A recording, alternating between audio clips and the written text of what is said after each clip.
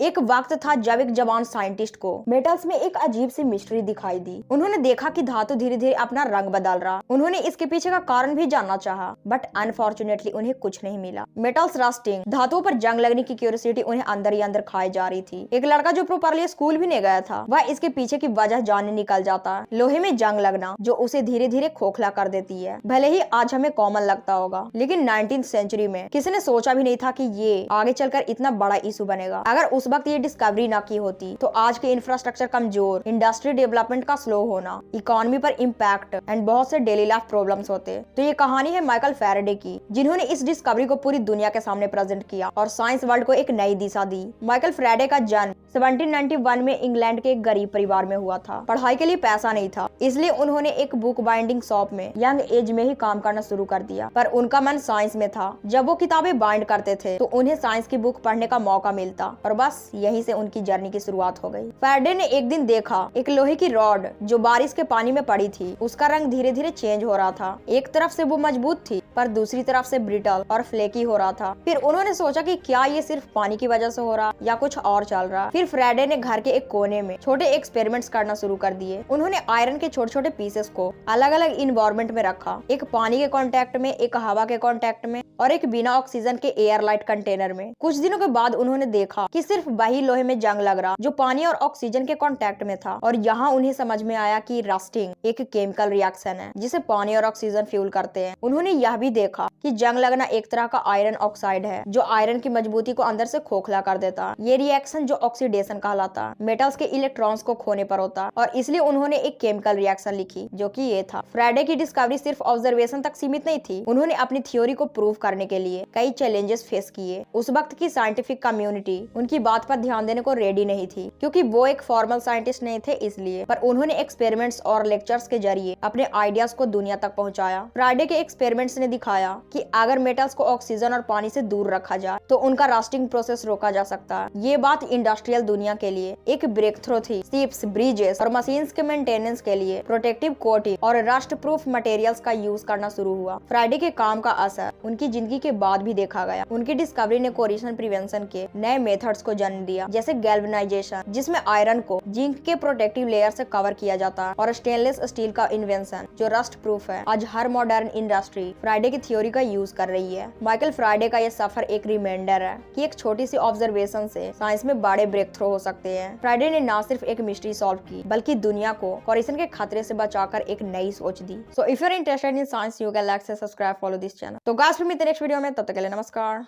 Bye bye.